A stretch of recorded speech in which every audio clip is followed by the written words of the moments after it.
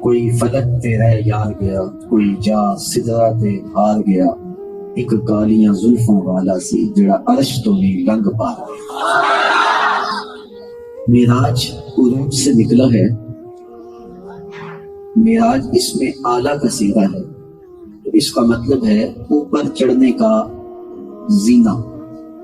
سیڑھی کو معراج کہتے ہیں۔ ایک نورانی سیڑھی تھی جس کے ذریعے حضور آسمان تک اور پھر وہاں سے آگے تشریف لے گئے۔ ویسے مسجد حرام سے مسجد اقصی تک حضور نے جو سفر کیا ہے اس کو اسرا کہا جاتا ہے، اور وہاں سے مسجد اقصی سے سدرۃ المنتہا تک کے سفر کو معراج کہتے ہیں۔ حضرت خواجہ نظام الدین اولیاء علیہ رحمہ وہاں سے اگلے سفر کے لیے اعراج کی اصطلاح استعمال کی، تو گویا ان تین مراحل کو انہوں نے بیان کیا: اسراء، معراج اور اعراج۔ معراج النبی کے حوالے سے تین طرح کے نظریات ہیں۔ ایک معاندین اسلام، مستشرقین، دشمنان دین کا نظریہ ہے۔ وہ یہ کہتے ہیں کہ یہ واقعہ ہوا ہی نہیں، اور معاذ اللہ حضور علیہ السلام کی طرف کذب کا اتہام کرتے ہیں، تہمت لگاتے ہیں کہ معاذ اللہ انہوں نے یہ بات ویسے ہی کر دی اور مسلمانوں نے تسلیم کر لی۔ کہتے ہیں یہ ممکن نہیں ہے کہ مختصر حصے میں ایک جسم اتنی سرعت کے ساتھ پرواز کرے، یہ از قبیل ممکنات سے نہیں۔ لہذا ایک طبقہ اس کا سرے سے انکار کرتا ہے، وہ کہتا ہے یہ واقعہ ہوا ہی نہیں۔ ایک طبقے کا موقف یہ ہے، اگرچہ ان کی تعداد بہت زیادہ نہیں، کہ یہ حضور علیہ السلام کا امر منامی تھا۔ حضور نے خواب میں ایک منظر نامہ دیکھا، صبح اٹھ کے بیان کر دیا، یا امر روحانی تھا، حضور نے روحانی طور پہ پرواز کی اور بیان فرمایا، کچھ نے مان لیا، کچھ نے انکار کر دیا۔ امت کے جمہور کا عقیدہ یہ ہے، اور تعامل امت بھی اسی پہ ہے، کہ حضور علیہ السلام مسجد حرام سے مسجد اقصی تک اور مسجد اقصی سے جہاں تک خدا نے چاہا جسم اور روح کے ساتھ تشریف لے گئے، اور سر کی آنکھوں سے رب کا دیدار کیا۔ جو لوگ یہ کہتے ہیں کہ یہ واقعہ ہوا ہی نہیں، وہ کہتے ہیں کہ جسم اتنی سرعت کے ساتھ پرواز نہیں کر سکتا کہ وہ مسجد حرام سے مسجد اقصی تک اور پھر آسمان تک کا فاصلہ طے کر جائے اور اتنی رفتار کے ساتھ جائے۔ اگر وہ اتنی رفتار کے ساتھ چلے گا تو تحلیل ہو جائے گا، اپنے وجود کو برقرار نہیں رکھ پائے گا۔ اور دوسرا وہ کہتے ہیں یہ محال عادی ہے، عادتاً ایسا ہوتا نہیں۔ انسانی جسم کو اللہ تعالیٰ نے اس طرح ڈیزائن نہیں کیا کہ وہ پرواز کرے، وہ اڑ نہیں سکتا، تو حضور علیہ السلام کیسے چلیں گے؟ اور پھر اتنی سرعت کے ساتھ جانے آنے کی جو بات کی جاتی ہے ایک جسم، یہ نہیں متحمل اس بات کا۔ ہمارے علماء فرماتے ہیں کہ یہ بات اگر مستشرقین اور کفار کریں تو ان سے ہم پوچھیں گے یہ محال عادی ہے یا محال عقلی؟ اگر وہ کہیں گے محال عقلی ہے تو ہم کہیں گے دلیل لاؤ، تو ان کے پاس اس کے محال عقلی ہونے کی کوئی دلیل نہیں۔ وہ کہتے ہیں عادتاً محال ہے، ایسا کبھی ہوا نہیں۔ تو ہم کہتے ہیں کہ جو چیز عادتاً محال ہوتی ہے وہ نفس الامر میں وقوع پذیر ہو جائے تو پھر وہ ممکن ہے۔ آج سے صدیوں قبل جب جہاز ایجاد نہیں ہوئے تھے تو کوئی یہ شخص کہتا کہ ہوا میں اتنے ٹن لوہا پرواز کرتا ہے تو یہ محال عادی تھا، تو کوئی ماننے کو آمادہ نہ ہوتا۔ لیکن آج ہم فضاؤں کو چیر کے جہازوں کو گزرتے ہوئے دیکھتے ہیں تو کوئی بھی انکار نہیں کرتا تو جو محال تھا وہ وقوع پذیر ہو گیا تو عادت ٹوٹ گئی. تو جو محال تھا جب وقوع پذیر ہو گیا تو عادت ٹوٹ گئی. تو محال عادی حقیقت میں ممکن ہوتا ہے. تو حضور نبی رحمت صلی اللہ علیہ وآلہ وسلم سے قبل اس کو محال عادی آپ مان لیں, لیکن جب حضور چلے گئے تو محال ہونا ٹوٹ گیا, عادت ٹوٹ گئی. اور پھر حضور علیہ الصلوۃ والسلام وہاں تک گئے جہاں کسی کا خیال اور کسی کا وہم بھی نہیں پہنچ سکتا. اور یہ واضح میں رکھیں کہ یہ میرے اور آپ کے آقا و مولا کا دوسرا بڑا معجزہ ہے. سب سے بڑا معجزہ جو حضور کو عطا کیا گیا وہ معجزہ قرآن ہے, اور دوسرا بڑا معجزہ جو حضور کو عطا کیا گیا وہ معجزہ معراج. معجزہ ایسے خرق عادت عمل کو کہتے ہیں جو عقل انسانی کو عاجز کرتے ہیں, اور واقع معراج نے لوگوں کو عاجز کر دیا. لوگ کہتے ہیں یہ بات سمجھ میں نہیں آتی, ہم کہتے ہیں سمجھ میں آ جائے تو فن ہے, اسی لیے تو یہ سمجھ میں نہیں آ رہی کہ یہ معجزہ ہے. تو یہ سمجھ میں آئے یا نہ آئے ہم تو مان لیں گے, اس لیے کہ ہمارے رسول کی یہ شان ہے. اچھا یہ واضح میں رکھیں, معجزے کے حوالے سے اللہ کی عادت یہ رہی ہے کہ جس دور میں جس چیز کا عروج ہوتا ہے معجزہ بھی اسی قبیل کا دیا جاتا ہے. مثال کے طور پہ جب حضرت داؤد علیہ السلام تشریف لائے تو یہ لوہے کے فن کا زمانہ تھا. لوہے کو گرم کر کے نرم کر کے زرہیں بنائی جاتی, ظروف بنائے جاتے, آہن گری کا زمانہ تھا. تو اللہ تعالیٰ نے حضرت داؤد کو یہ معجزہ دیا کہ وہ لوہے کو ہاتھ میں لیتے تھے, موم کی طرح نرم ہو جاتا تھا. پھر جو شکل صورت آپ دینا چاہتے وہ اسے دے دیتے. تو جو چیز بطور فن لوگوں کو حاصل تھی وہ حضرت داؤد علیہ السلام کو بطور معجزہ نصیب تھی.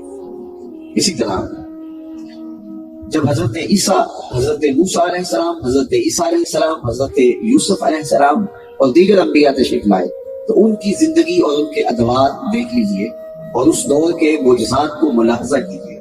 مثال کے طور پہ جب حضرت موسیٰ علیہ السلام تشریف لائے ہیں تو یہ جادوگری کے فن کا زمانہ تھا. ایک سے بڑھ کر ایک جادوگر تھا, اور آپ سمجھتے ہیں, جانتے ہیں کہ فرعون جادوگروں کو ہی حضرت موسیٰ علیہ السلام کے مقابلے میں لے کے آیا تھا, جو رسیاں اٹھا لائے اور جب انہوں نے پھینکی تو لگتا تھا کہ سانپ ہے اور رینگ رہے ہیں. تو حضرت موسیٰ علیہ السلام نے پھر اللہ کے حکم سے عصا ڈالا. تو جب جادوگری کا زمانہ تھا تو اللہ تعالیٰ جل شانہ نے حضرت موسیٰ کو جو معجزہ دیا وہ کرشماتی عصا تھا, جو کبھی چھوٹا ہو جاتا تھا, کبھی بڑا ہو جاتا تھا, کبھی پتے چھاڑتے, کبھی بکریاں آتے, رات کو روشنی دیتا, ٹیک لگا کے آپ اس پہ استراحت بھی کر لیتے, اور ضرورت پڑتی تو اژدہا بن جاتا. منو ٹنو رسیاں جادوگروں کی پھینکی ہوئی نگل لیتا, سمٹتا تو پھر عصا کا عصا, قد بھی نہیں بڑھتا, وزن بھی نہیں بڑھتا, حجم بھی نہیں بڑھتا. تو جب جادوگری کا عروج تھا تو معجزہ ایسا دیا گیا جو جادو کے فخر کو توڑ رہا ہے. مصر کے کوچہ و بازار میں جب حسن کے چراغ جل رہے تھے اور ایک سے بڑھ کر ایک ہنسی اپنی اداؤں سے اور اپنے عشوہ و ناز سے لوگوں کے دل کھینچ رہے تھے تو اللہ تعالیٰ نے اپنے نبی حضرت یوسف علیہ السلام کو معجزہ حسن دے کے مبعوث کیا. اور جب ان کا چراغ حسن جلا تو سارے دیے بجھ گئے, اور جنہیں ناز تھا اپنے حسن پہ وہ انگلیاں کاٹتے نظر آنے لگے. طب یونانی نے جب عروج پایا, حکیم جالیلوس, حکیم افلاطون, حکیم بقراط, حکیم سقراط اور بڑے بڑے اطباء یونان نے طب میں ہر مرض کا علاج دریافت کر لیا, لیکن 3 امراض کا ان سے علاج نہیں ہو سکا. مادرزاد اندھے کی آنکھوں میں روشنی نہیں بھر سکتے تھے, کوڑی کے جسم کو شفا نہیں دے سکتے تھے, تیسرا ان کے پاس موت کا علاج نہ ہو سکا. باقی ہر مرض کا انہوں نے علاج دریافت کر لیا. جب طب کا جادو سر چڑھ کے بول رہا تھا تو حضرت عیسیٰ علیہ السلام ان 3 مرضوں کا علاج لے کے آئے. کوڑی کے جسم پہ ہاتھ پھیرتے شفا ہو جاتی, نابینا کی آنکھوں پہ انگلی رکھتے نور اتر آتا, مردے کو ٹھوکر مارتے وہ اٹھ کے باتیں کرنے لگ جاتے. تو یہ اصول سمجھ لیں کہ ہر دور میں اس دور کے نبی کو جو معجزہ دیا گیا وہ اس دور کی مطابقت میں دیا گیا. تمام انبیاء کی تاریخ پڑھ لیں اور ان کے معجزات دیکھ لیں اور اس دور کے حالات سے مطابقت کریں, آپ کو ایسے ملے. میرے اور آپ کے آقا مولا جب تشریف لائے تو یہ زبان و بیان کا عروج تھا. گھر گھر شاعر ادیب پائے جاتے تھے, انہیں اپنی سخن ولی پہ ناز تھا. تو اللہ تعالیٰ نے اپنے محبوب کو سب سے بڑا معجزہ قرآن عطا کیا, اور پھر انہیں کہا لاؤ اس کی مثل ایک صورت لا کے، نہیں لا سکے۔ الاتقان فی علوم القرآن میں امام سیوطی نے لکھا ہے اگر قرآن کی مثل لایا جانا ممکن ہوتا تو بدر اور احد کی لڑائیاں نہ ہوتی۔ سیدھا سا کام تھا نا، قرآن کی مثل لے آتے، ایک صورت لے آتے، لیکن تیرے سامنے یوں ہے دبے نچے فصحا عرب کے بڑے بڑے، کوئی جانے کے منہ میں زبان نہیں بلکہ جسم میں جان، کسی کے اندر ہمت ہی نہیں ہے کہ وہ قرآن کی مثل۔ تو یہ جب طے ہو گیا کہ ہر دور کی اٹھان جو تھی، ہر دور کا جو باغپن تھا، نبی کا معجزہ اس کے توڑ پہ اور اس پر تفوق ثابت کرتا ہوا دیا گیا۔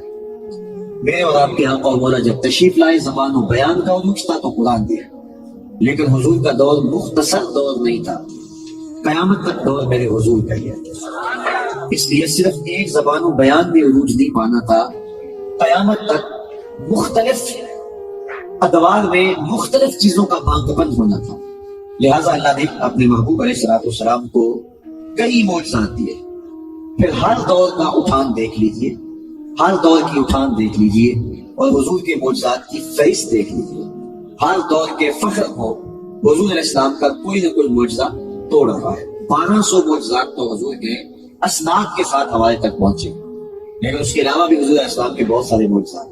تو ہر دور کی اٹھان دیکھ لیجئے اور حضور کے معجزات کی فہرست دیکھ لیجئے۔ ہر دور کے فخر کو حضور کا کوئی نہ کوئی معجزہ توڑتا ہوا دکھائی دیتا ہے۔ یہ آج آپ کے پاس سہولت موجود ہے، یہ کوبرا ہیلی کاپٹر کے اندر یہ سسٹم لگا ہوا ہے کہ آپ فائر داغ چکے ہیں، میزائل داغ چکے ہیں، تو بعد میں پروگرام بن گیا ہے تو آپ بٹن دبائیں تو اس کا ہدف تبدیل کر سکتے ہیں۔ اس کو راستے میں توڑنا چاہیے تو توڑ سکتے ہیں۔ ہم تو یہ سنتے آئے ہیں کہ کمان سے نکلا ہوا تیر واپس نہیں ہوتا، لیکن اس دور میں کمانوں سے نکلے ہوئے تیروں کے رخ موڑے جا رہے ہیں۔ آئیے حضور کی تحریر پہ چلتے ہیں۔ حضرت عبداللہ ابن عباس رضی اللہ تعالیٰ کو فرماتے ہیں ایک دیہاتی حضور کی خدمت میں حاضر ہوا، عرض کی حضور میں تو آپ کو اللہ کا رسول تک مانوں گا اگر یہ سامنے والی کھجور کا پکا ہوا پھل آپ کی نبوت کی گواہی دے۔ فرمایا پھر تم مان جاؤ گے؟ اس نے کہا انکار کی گنجائش نہیں رہے گی۔ حضور علیہ السلام نے اشارہ کیا، وہ پھل ٹوٹا اور حضور کے قدموں میں آیا اور حضور کی رسالت کی گواہی دی۔ اس عرابی نے کہا کہ میں مان گیا اور کلمہ پڑھ کے حضور کا غلام۔ اب وہ ٹوٹی ہوئی کھجوریں اس صحابی کی جھولی میں ڈال دی جاتی کہ جاؤ اپنے قبیلے والوں کو بانٹو اس خوشی میں کہ ایمان نصیب ہوا ہے، اور ان کو بتاؤ یہ کھجوریں معجزے سے توڑی گئی تھی۔ یا حضور صحابہ کو بانٹ دیتے، ساری زندگی فخر کرتے ہم نے معجزے سے توڑی ہوئی کھجوریں کھائی ہیں۔ لیکن حضور جانتے تھے کہ قرب قیامت میں میزائلوں کے رخ موڑے جائیں گے، کمانوں سے نکلے ہوئے تیر واپس ہوں گے۔ حضور اس کھجور کے گچھے سے مخاطب ہو کے فرمایا تجھے جس کام کے لیے بلایا تھا وہ کام تو ہو گیا، اب واپس جا کے شاخ سے جوڑ بھی جا۔ صرف توڑنا نہیں جانتے، جوڑنا بھی جانتے۔ تو ہر دور کے فخر کا، ہر دور کے عروج اور باغپن کا جواب حضور کا کوئی نہ کوئی معجزہ بنتا ہے۔ تو دو دور حضور کے انتہائی اہم ہیں۔ جب حضور تشریف لائے، دوسرا قرب قیامت کا دور۔ جب تشریف لائے تو زبان و بیان کا عروج تھا، قرآن دیا گیا، اور قرب قیامت میں سائنس نے عروج پانا تھا۔ اپالو 11 کے ذریعے لوگوں نے چاند پہ جانے کی بات کرنی تھی، مریخ پہ سفر کی تیاریاں ہونی تھی، ایٹم کا کلیجہ شک ہونا تھا، انسان کی تصویر کے اندر پوری کائنات کی ایک ایک چیز آنے والی تھی، پوری دنیا گلوبل ولیج بننی تھی۔ اللہ تعالیٰ نے اپنے محبوب کو دوسرا بڑا معجزہ معراج دیا کہ سائنسدان الٹی چھلانگیں بھی لگاتے رہے، ان کا وہاں خیال بھی نہیں پہنچ سکتا جہاں میرے محمد کے قدم پہنچے۔ کوئی حد ہے ان کے عروج کی؟ وَلَا هَلْ عُنَابِ کَمَا۔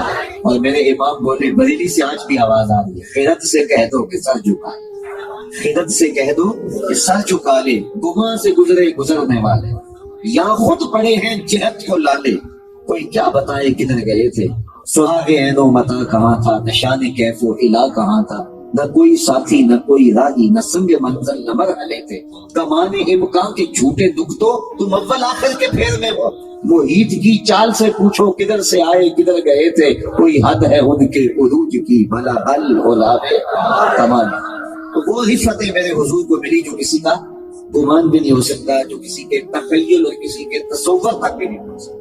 اور اگر یہ بات کہی جائے کہ اتنی سرعت کے ساتھ حضور کیسے چلے گئے اور کیسے آ گئے، اس کا جواب امام راضی علیہ رحمہ نے بڑی خوبصورتی کے ساتھ دیا. اللہ ان کی قبر پہ کروڑوں رحمتوں کا نزول تھا. آپ نے ویسے بڑی دلیلیں دی ہیں، میں صرف ایک دلیل جو عام فہم ہے اور وہ آپ کو پہلے ہی ازبر ہے، صرف آپ کی توجہ دلانی ہے. آپ فرماتے ہیں کہ کہا جاتا ہے کہ اتنی سرعت کے ساتھ حضور کیسے گئے اور کیسے پلٹ آئے. کہا کہ حضور تو حضور ہے.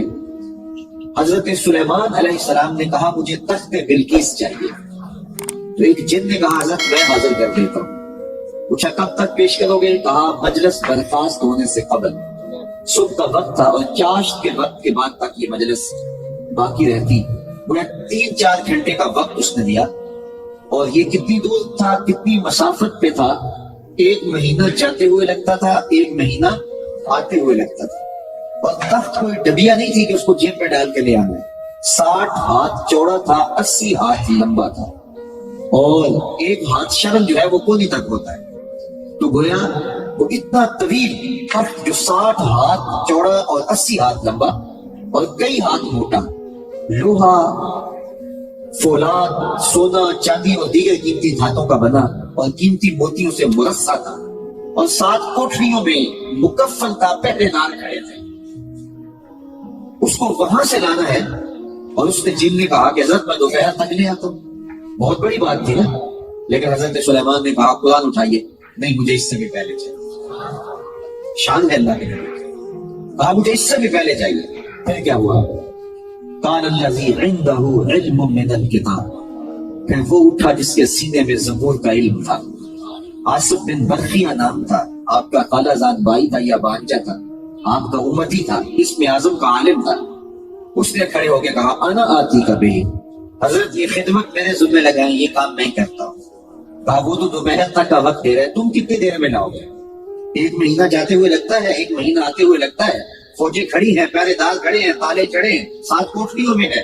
60 ہاتھ چوڑا ہے، 80 ہاتھ لمبا ہے، کئی ہاتھ موٹا ہے. قیمتی موتی لگے ہیں، احتیاط سے لانا ہے. بتاؤ کتنی دیر میں لاؤ گے؟ اس نے کہا نا آتی کا عزت میں لاتا ہوں. کہا کتنا وقت لو گے؟ تو سنو اس نے کیا کہا. قرآن بتاتا. اس نے کہا انا آتی کا بھی قبل ان یرتد الیک طرف. آپ آنکھ بعد میں چھپکیں گے، تخت پہلے پڑا ہوگا. اور قرآن بتاتا ہے کہ حضرت سلیمان نے ابھی آنکھ نہیں چپکی تھی، تخت سامنے پڑا تھا. اللہ اکبر. حضرت امام فخر الدین رازی علیہ رحمہ اس واقعہ کو بیان کرنے کے بعد لکھتے ہیں کہ حضرت سلیمان علیہ السلام کے مقتدی کی شان یہ ہے کہ وہ اتنی دور سے یہ تخت آنے واحد میں حاضر کر دیتا ہے تو اس مقتدی کا امام حضرت سیدنا سلیمان خود مقتدی بن کے جس امام کے پیچھے کھڑا ہے اس امام کی شان کا عالم کیا ہے. ان کی عزت کا عالم کیا ہے. یہ شان ہے خدمت گاروں کی سرکار عالم کیا. تو وہ اتنی جلدی طرف لا سکتا ہے تو حضور جا اور آ نہیں سکتے. حضور کے لیے کوئی فاصلے نہیں. آنے واحد کے اندر حضور علیہ السلام گئے بھی ہیں، حضور واپس آئے بھی. قرآن بتاتا ہے سبحان الذی اسریٰ بعبدہ. پاک ہے وہ ذات جس نے سیر کرائی اپنے بندہ خاص کو. اللہ اکبر. اب ذرا غور کیجیے، اللہ تعالیٰ جل شانہ نے اپنی پہلے پاکی بیان فرمائی اور پھر اس کا ذکر کیا. چونکہ واقعہ بہت عجیب تھا، عقلیں حیران ہونی تھی اور لوگوں کے ذہنوں میں تردد بھی آنا تھا، انکار بھی آنا تھا. اس لیے اللہ تعالیٰ جل شانہ نے پہلے اپنی پاکیزگی بیان فرمائی اور لفظ سبحان سے اس کا آغاز کیا. حضرت صاحب بحر المحیط امام ابو حیان الاندلسی رحمۃ اللہ تعالی علیہ اس آیت کریمہ کے تحت لکھتے ہیں جب حضور علیہ السلام تشریف لائے معراج سے واپس تو سب سے پہلے حضور نے جو واقعہ بیان کیا وہ حضرت ابن ہانی کو یہ کہانی سنائی. چونکہ ان کے گھر سے معراج کا آغاز ہوا تھا تو انہوں نے کہا کہ آپ اس واقعہ کو لوگوں کے سامنے نہ رکھیں کیونکہ لوگ اس کا انکار کریں گے. تو حضور نے فرمایا میں تو اس واقعہ کو بیان کروں گا. تو آقا کریم علیہ السلام نے اس واقعہ کو بیان کیا. جب بیان کیا تو پھر لوگوں نے انکار کرنا شروع کیا. تو لوگوں کے انکار کے بعد یہ آیت کریمہ نازل ہوئی سبحان الذی اسریٰ بعبدہ. تو گویا اللہ تعالیٰ جل شانہ نے لوگوں کے انکار پر سبحان اللہ کہا. اور یہ انکار کرتے ہو رب کی قدرتوں کا انکار کرتے ہو. یہ تو مصطفیٰ کریم کا دعویٰ ہی نہیں کہ میں گیا ہوں، یہ تو میرا دعویٰ ہے کہ میں لے گیا. تو جو دعویٰ کر رہا ہے وہ ہر کمی سے، کجی سے، نقص اور کمزوری سے پاک ہے. سبحان کا معنی خود حضور نے فرمایا تنزیہ اللہ من کل سوء کہ اللہ تعالیٰ کی ہر کمی کجی سے پاکیزگی بیان کرنا سبحان ہے. یہ حضرت طلحہ رضی اللہ تعالیٰ عنہ کی مرویات سے ہے تو اللہ تعالیٰ جل شانہ کے لیے کوئی مشکل نہیں کہ وہ اپنے محبوب کو آنے واحد میں مسجد حرام سے مسجد اقصیٰ تک اور مسجد اقصیٰ سے جہاں تک چاہے سیر کروائے. تو اس نے اپنی پاکیزگی پہلے بیان فرمائی سبحان الذی اسری بعبدہ. اور دوسرا کیونکہ جو تردد رکھنے والے تھے فلسفی تھے انہوں نے یہ کہنا تھا یہ کیسے ممکن ہے, تو اللہ تعالیٰ نے سبحان کہہ کے ان کے سارے اعتراضات کا جواب دے دیا کہ یہ رب ہے اور وہ طاقتور اور غالب اور قادر ہے اور اس کے لیے کوئی مشکل نہیں ہے کہ وہ آنے واحد کے اندر یہ سب کچھ کروائے. ایک پنجابی شاعر ہوا ہے ابل, اس نے اپنے انداز کے اندر جو ہے وہ اس حقیقت کو خوبصورت پیرائے میں نبھایا ہے.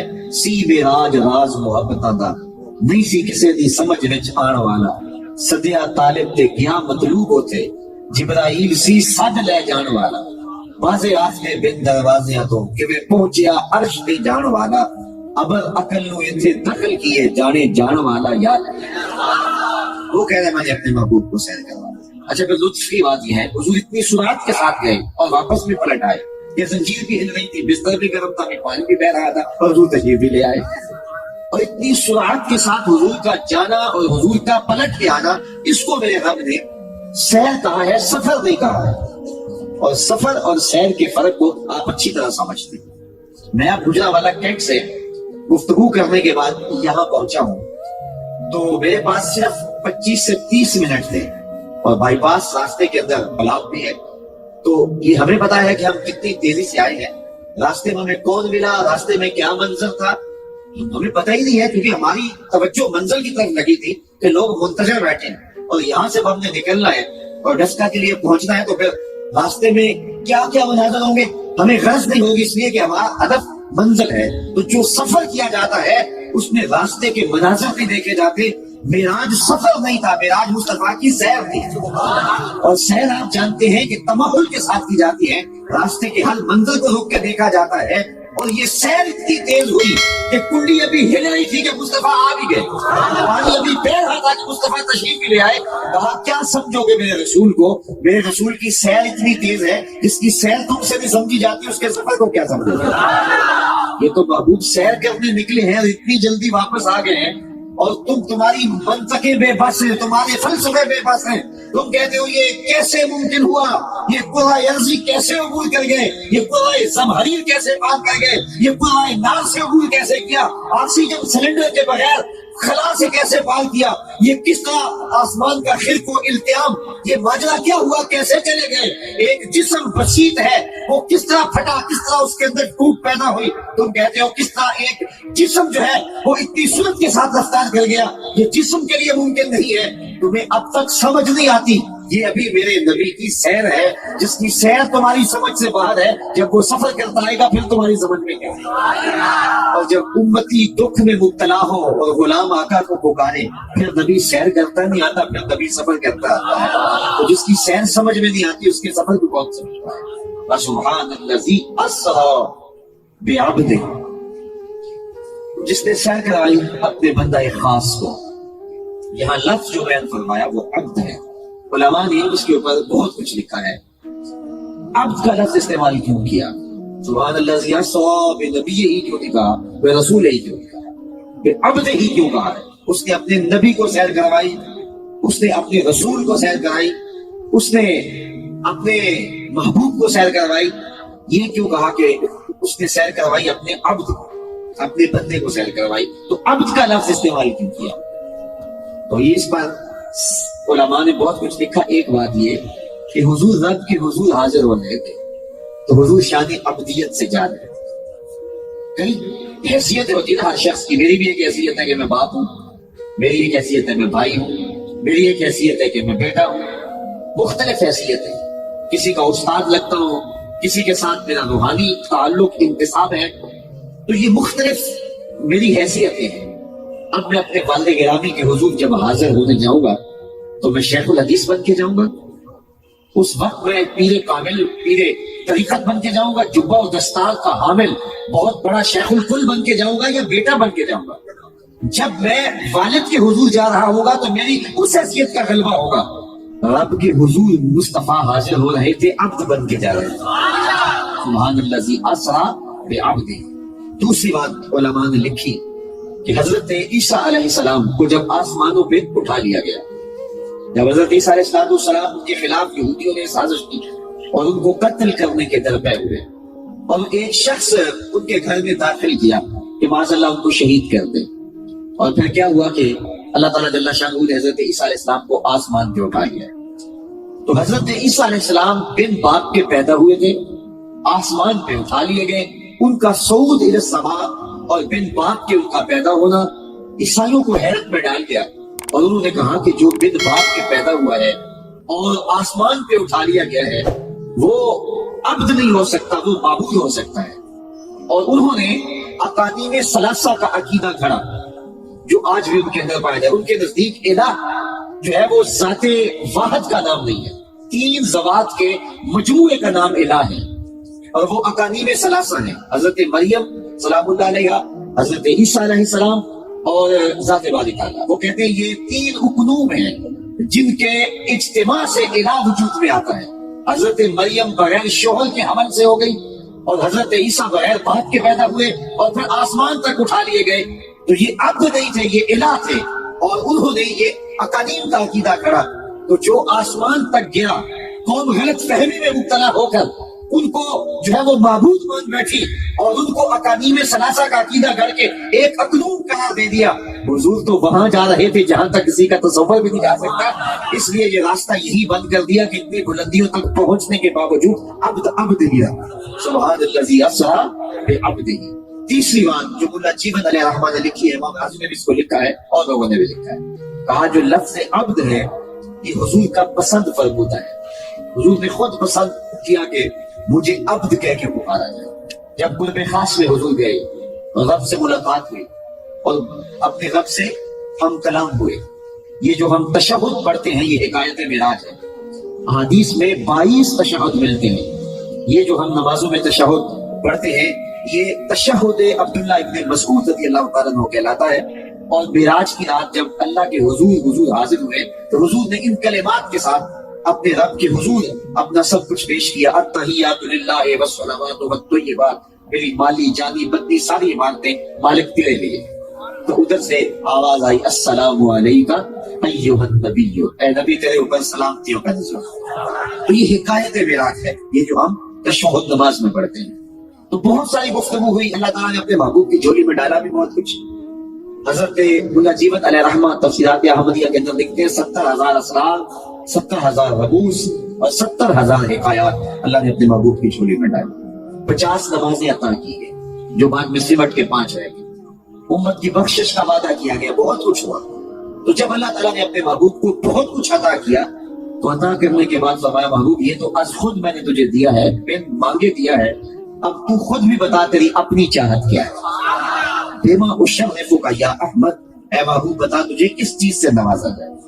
کوئی عزیز مہمان آئے آپ کے ہاں تو آپ اس کو طرح طرح کے انواع و اقسام کے کھانے کھلاتے ہیں، اس کو شاپنگ کرواتے ہیں، اس کی خدمت کرتے ہیں، لیکن پھر بھی آپ کا شوق پورا نہیں ہوتا اور آپ کہتے ہیں جناب آپ بھی تو بتاؤ نا آپ کو کیا چاہیے، آپ کی ڈیمانڈ کیا ہے۔ اللہ تعالیٰ جل شانہ تو اپنے محبوب کی جھولی بھر دی اور ہر طرح کی خیرات و برکات سے مالا مال کیا، لیکن محبوب سے بھی پوچھا محبوب تو بھی بتانا کہ تیری چاہت کیا ہے، تیری ڈیمانڈ کیا ہے۔ اللہ اکبر، کسی شخص کی چاہت سے اس کے ظرف کا علم ہوتا ہے۔ آپ مجھے پوچھیں جناب آپ کو کیا چاہیے تو میں جو مانگوں گا تو آپ کو پتا چل جائے گا، میرا اندر کھل جائے گا کہ میں کہاں کھڑا ہوں۔ میں آپ سے پیسے مانگ لوں گا تو آپ کہیں گے بھوکا شخص ہے، میں کتابیں مانگ لوں گا آپ کہیں گے علم کا پیاسا ہے، میں کہوں گا میرے نام کے نعرے لگاؤ، میں آیا ہوں تو اٹھ کے کھڑے ہو جاؤ، ہاتھ ہلاؤ، تو آپ کہیں گے کہ یہ پروٹوکول کا پیاسا ہے۔ تو جو میری ڈیمانڈ ہوگی اس سے میرے اندر کی کیفیت آپ کے سامنے آ جائے گی کہ یہ شخص کس مقام پہ کھڑا ہے۔ وہ کیا کسی نے کہا نا میرے سوال کی عظمت تو دیکھ ایسا کی، میرے سوال کی عظمت تو دیکھ ایسا کی، جام نہ دے اس نے طلب کی داد تو دے۔ تو کسی شخص کے ظرف کا پتہ کرنا ہو کہ وہ کیا کھڑا ہے تو اسے اختیار دے دیجیے کہ جناب تجھے کیا چاہیے، تو اس کے ظرف کی کیفیت کھول کے سامنے آ جائے گی۔ اب ذرا دیکھیے اپنے رسول کا ظرف دیکھیے اور سبحان اللہ کیجیے، اللہ اکبر۔ رب نے کہا بما اشرفک یا احمد، اے پیارے بتا تجھے کیا عطا ہے۔ تو حضور نے کیا مانگا؟ مال و دولت مانگا، حضور نے مال و زر مانگا، شہنشاہی مانگی، کونین کی بادشاہت مانگ لی، سب کچھ حضور کی جھولی میں سب کچھ تھا۔ تو کہا کہ بیما اشرف کا یا احمد، اے پیارے بتا تجھے کس چیز سے نوازا جائے؟ تو حضور نے رب کی بارگاہ میں پھر اس قرب خاص میں عرض کی بنسبتی الیک شرفنی بالعبودیہ، مالک ساری زندگی میں کہتا رہا کہ تو میرا رب ہے۔ طائف کے بازاروں میں بھی کہا، مکے کی گلیوں میں بھی کہا، سید حرم میں بھی کہا، عکاس کے بیلے میں بھی کہا، ذیل مجاز کی منڈی میں بھی کہا، برستے پتھروں میں بھی کہا، بچھے ہوئے کانٹوں پہ چل کے بھی کہا کہ تو میرا رب ہے۔ آج تو بھی تو کہہ دے کہ تو میرا بندہ ہے، تو مجھے عبد کہہ کے پکار۔ اقبال بولا متائے بے وہاں ہے درد و سوز آرزو مندی، مقام بندگی دے کر ملو شان خدا۔ تو عبدیت حضور نے مانگی کہ مالک مجھے عبد کہہ کے پکار۔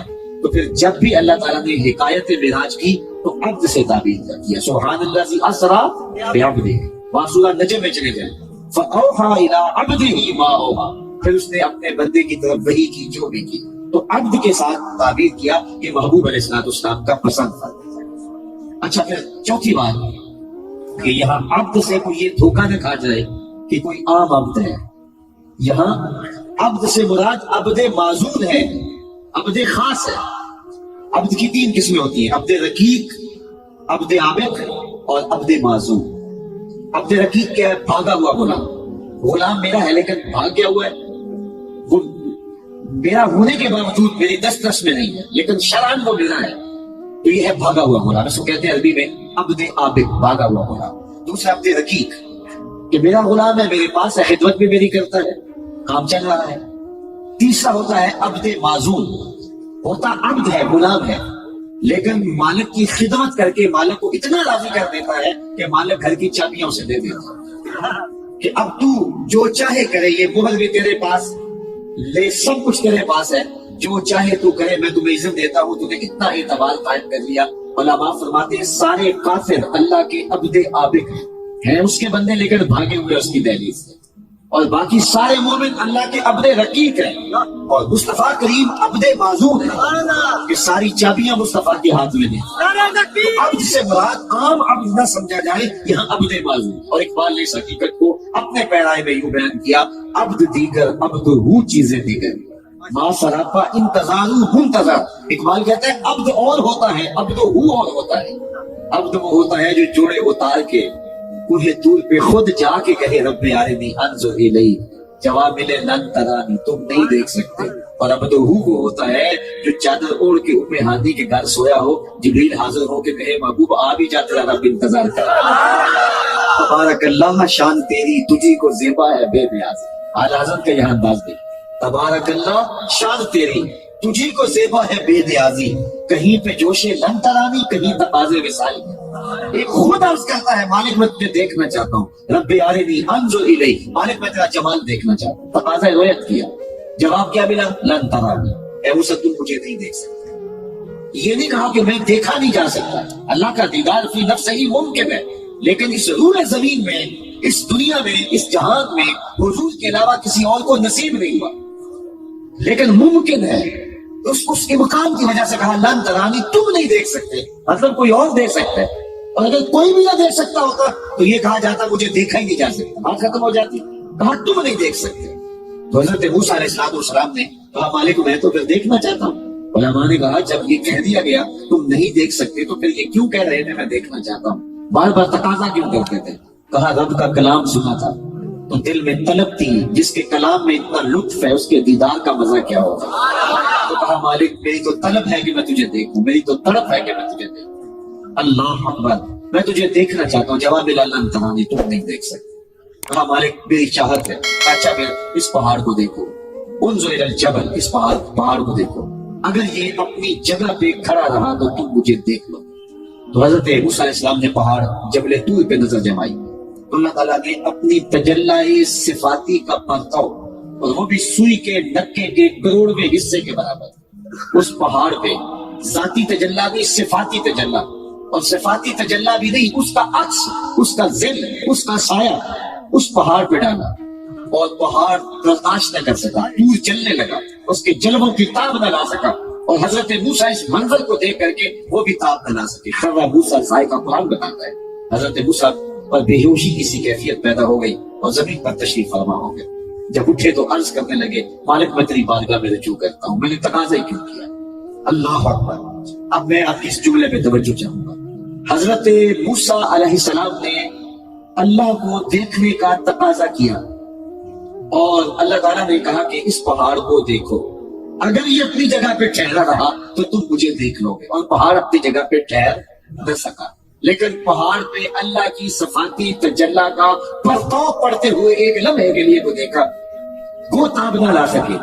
لیکن امام برہان الدین حلبی فرماتے ہیں کہ اس واقعہ کے بعد حضرت موسیٰ علیہ السلام کی نظر اتنی تیز ہو گئی تھی کہ کالی رات کے اندھیرے میں کالے پتھر پر کالے رنگ کی چیوٹی کو 9 فرسخ دور سے, ایک فرسخ 3 میل کا ہوتا ہے, 27 میل دور سے, 50 کلومیٹر دور سے کالے رنگ کی چیوٹی کو کالے پتھر پر کالی رات شب دہجور کی ظلمت میں چلتا ہوا دیکھتے بھی تھے اور اس کے قدموں کی آواز کو سنتے بھی تھے.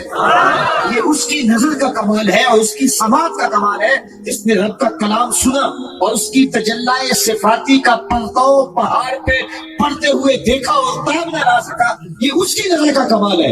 اور جو 18 سال کی مدت کے برابر ذاتی تجلیوں میں گم رہا, اور قرآن کہتا ہے ما زاغ البصر وما طغى, آنکھ بھی نہیں جھپکی, اس محمد نبی کی نگاہوں کا عالم کیا, نظروں کا عالم کیا.